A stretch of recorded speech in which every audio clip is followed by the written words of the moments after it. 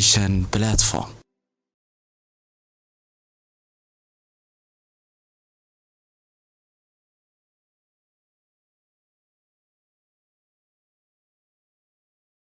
السلام عليكم ورحمة الله وبركاته. وأنا اسكسون نقولني كالنك وحبرش قلم أبو بكر سيد عمر معلنكي سوجي هاي مادة التاريخ ده قارهان هذا وحكو جرنا فصل كسدحات الدكسي السرع عتب كيسة أفراد وحقلت كيسة كل لبن صوغلني حتى ماشي كسي سعونينا انت 10 كان نوغا هرسن دو إلى هيرا أسلا سعونينا 10 كان مركو حكو سابسين هاي xisbiyo kale oo ka jiray dhulka uu Ingiriiska gumaysan jiray ajiro oo aan ahayn tii cigaal iyo tii aan galayna haduu leeyahay marka laga reebo xisbiga ururka wadaniga oo cigaal madaxweyne ra'iisul wasaare cigaal waxa jiray xisbiga midnimada Soomaalida magacyada ku wareerin ha isku wareerin adag waxa ka abaar nuxurka bas magacadan Soomaaliya oo isku daydeedan waa ogtiin hadda tusaale ahaan haduu iskool qof ka furanayo iskuulad jiray magaciis u bixina oo farmashi haduu furanayo Soomaaliya waxaas waaba ka helaanbo marka hal la yaabin hadii xisbiyada xataa magacyada isku dhadhow yihiin marka xisbigan la dhaho midnimada Soomaalida waxa aasaasan in la yiraahdo Xaaji Cilmi Samatar oo qoyga u dhashay 1959 xilligaas oo soo ifbaxay diilada madax banaanida waa waqtigii la sugayay Soomaalida inay hesho istiqlaalkeeda iyo sameynta guddigii ugu horeeyay ee sharci dejinta oo soo jiray ilaa sanadkii 1957 guddiga sharci dejinta waxa laga wadaa baarlamaanka waxa uu lahaa ujeedooyin xisbigan madax banaani buuxdo taas waa la isku raacsan yahay qof dhahay aan kala tagno ma leh wala isjeclay bariyaas waxa isticmaalka dadka jeclaysi hadda markii gobonimo la helay wala isna nacayb waxa daliilkaaga hadda waa la kala go'ay laakiin bariyaas hila waxa la isku qabay hamuun horta madax banaan in la helo koow mideynta qaybaha Soomaaliya adina waa la isku raacsanay ilaa Kenya ilaa Xabashida in la midoobo waa la rabay baabi'inta qabyaalada taasna waa la isku raacay inta aan soo aragnay intaanu qodob ah waa la isku raacsan yahay baahinta aqoonta iyo dhaqanka islaamka ayadana waa la isku raacsan yahay koonfur lala midoobo marka la helo madax banaani ahey koonfur in lala midoobo marka la helo madax banaani tos la isku darsoomo markaas meelaha qaarkood sida dhulkan Kenya wali waa la haystaa dhulkan Soomaali galbeed wali ma madax banaana wax maamul beenbeena loo sameeyay oo wali ku xiran meeshaas dhulkan Faransiiska wali ka bacdi u siin doona laakiin labada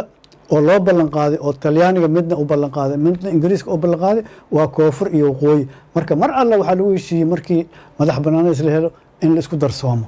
xisbigu waxa uu ka qayb galay halgankii loogu jiray madax banaanida waxa uu 12 kursi ka helay doorashooyinkii Febraayo 1960 waxa ka dhiman marka Febraayo Maarso Abriil May June shan bilooda ka dhiman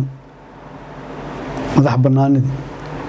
oo lagu tartamay 33 kursi waa xubnihii baarlamaanka tartamay waxa uu isbahaysi la galay xukuumadii xisbiga cigaal waa soo aragnay ayuu la galay taas oo fududeysay marka in ay la midoobaan koonfurta dadkan aragtidooda waxay ahayd xisbigan oo xaajigan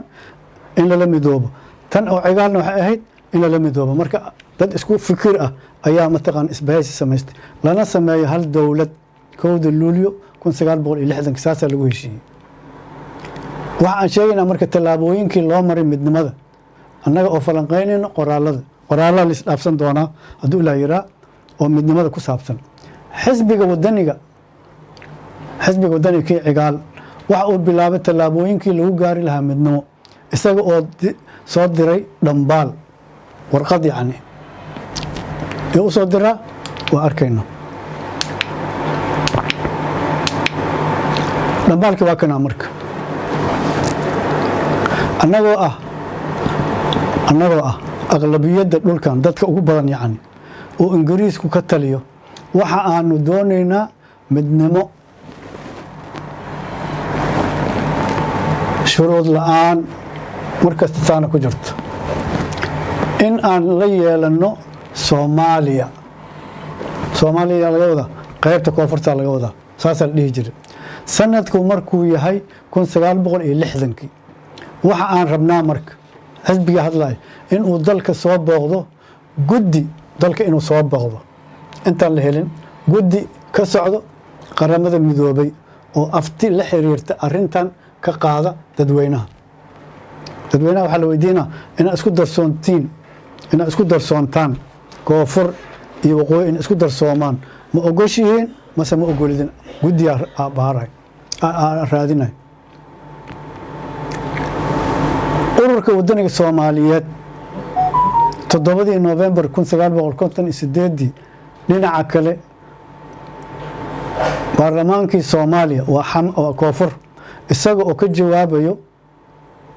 dhambaalka waqooyi ay soo direen waxa uu ka jawaabay baarlamaanka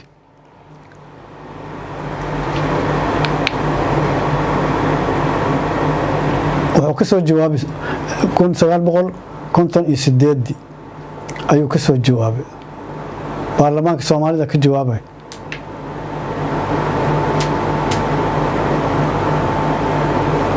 tabayaaqadii bishii December 1959 qoladana 58 waay waxa wada hadal u bilowday labada gobol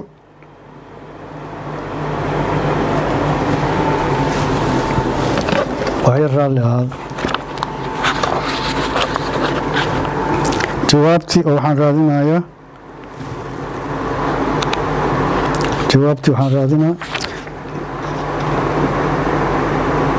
kulli ayaga u jawaabay waa jiraan laakiin waa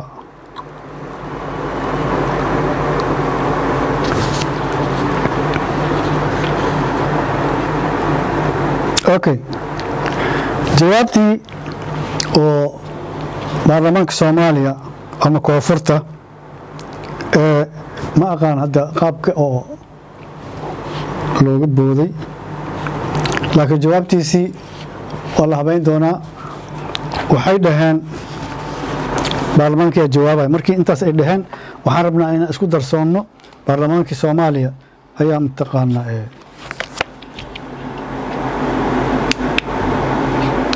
okay jawaabtoodu waxay noqotay ayagoo la tix raacayo dhambaalkii oo sitay nambarka 67 ee walaalaheen reer waqooyi ay soo direen waxaan aad dareenka dadka koonfurta joogo ama dareenkiina ayaga loo jawaaba dareenkii aad muujinaysaan iyo waxa iswaafaqsan dareenka qof kasta oo Soomaali ah meel kasta uu joogo waana hadafka kama dambaysta ah oo ummadda Soomaaliyeed ay leedahay annaga ku hadlayna dheen magaca dadweynaha Soomaaliyeed golaha baarlamaanka Soomaaliya iyo xukuumadda waxa ay umahad celinayaan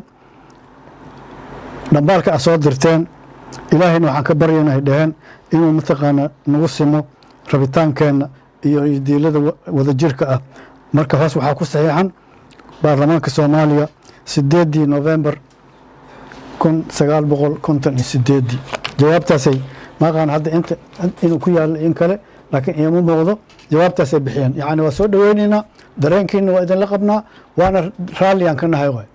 okay saasa marka tabayaaqadii bishii December 1959 waxa wada hadal u bilowday labada gobol marka waxa bilowday mar hadii la isfahmay wada hadalkii qaabkee se u midoobayna waxa soo dhan laga wada hadlaa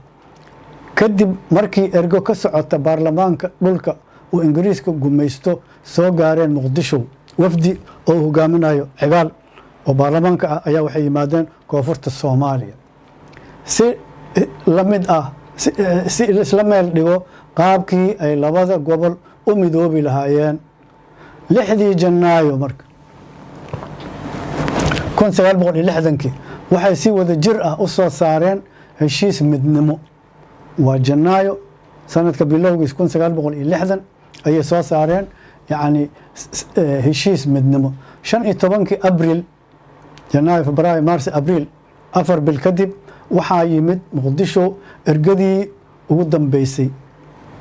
waxayna si kama dambays ah la iskula meel dhigay midnimadii labada gobol waxa ayna 22 abriil si wada jir ah u soo saareen baaqan tan isku raaceen marka waa waqooyiga iyo koonfurtii markii wafdiga ay yimideen baaqana la soo saaray maxaa way waxaan falanqeynaynaa qoraalada iyo qodobadii heshiis midnimo in labada gobol waqooyi iyo koonfur lagu mideeyo hal dowlad oo dimuqraadi ah 1 Luulyo 1960 in labada gole ay noqdaan hal baarlamaan awal waxaa jiray baarlamaanka waqooyi iyo baarlamaanka koonfur hal baarlamaan ay noqonay in madaxweyne loo doorto dowlad midnimo qaran hal madaxweyne xukumay in xisbiyada labada gobol oo soo aragnay SYL iyo kii oo cigaal ay sameystaan dowlad wadaag in muqdisho ay noqoto magaalo madaxda caasimadda dalka iyo xarunta baarlamaanka labadaba wadamada qaar waxaa jiro caasimad iyo xarun baarlamaad oo meel kale ku yaal maya halka meel ku oolayaan dowladii oo fadhiso iyo baarlamaanka hadda sida aan nahay way baarlamaankan xamar ku yaala dowladina mataqaana maamulkan xamar ku yaala in gobolada dalku ka kooban yahay 8 gobol ka koobnaado 8 gobol berigaas hadda 10 iyo 8 gobol inuu in la sameeyo guddi gaar ah oo wax ka qabto dhibaatooyinka labada gobol mar had xogo dhibaatooyin iska imaanay guddi sideedaba u taagan labadan gobol oo israacday oo dhinacyada maamulka haday dhib ka yimaado maaliyadda haday culays ka yimaado iyo garsoorka saddexda ugu muhiimsan waay guddi waxaa jira markasta u taagan mushkiladahan inuu xalliyo maamul haday noqoto maaliyadda iyo garsoorka in ciidan qaran la sameeyo ciidan qaran oo mataqaana oo waqooyi iyo koonfur ka kooban oo qaran ah in la sameeyo ayaa mataqaana lagu heshiiyey labadii gole labada dhinacba casharkan marka asna waxa waaye waxaan ogaanay in labadii gobol ayagoo is ogol aan la isku qasbin oo is jecel ay mataqaana isu yimaadeen ay ka heshiiyeen in mataqaana ay midoobaan oo hal wadan ay noqdaan hal madaxweyne la yeesho hal baarlamaan la yeesho hal ciidan la yeesho waxaasoo dhan oo wanaaga badan ay isku raaceen kadibna maxaa kulay waa aragteen marka waa isqiimeynayna waxaan sheegaynaa xaaladda uu ka sameysmay dhaqdhaqaaqa wadaniga oo cigaal waxaan taxaya ujeedooyinka ururka wadaniga oo kii cigaal ee waqooyiga waxaan falanqeynayaa midnimadii labada gobol iyo dhalashadii dowladda Soomaalida waxa aan sheegayaa xisbiyadii kale oo wadaniga ahaa ee ka jiray Soomaaliya waa soo qaadanay meeshaasaan marka insha Allah tacaala waxaan gali doonaa hadduu ilaahay noo idmo yani dhaqdhaqaaqii wadaniga ee xeebta Soomaaliya waxaan u gudbi doonaa hadda waxaan kasoo sheekaynay waqooyi iyo koonfur waxaa noo dhiman dhulkan hadda oo Faransiiska ugu maysan jiray xeebta Soomaalida dhaho oo hadda Djibouti noqotay dhaqdhaqaaqa ka bilowday asna taariikh ahaan waa gali doonaa wa ilaa liqaa'in aakhir wa salaam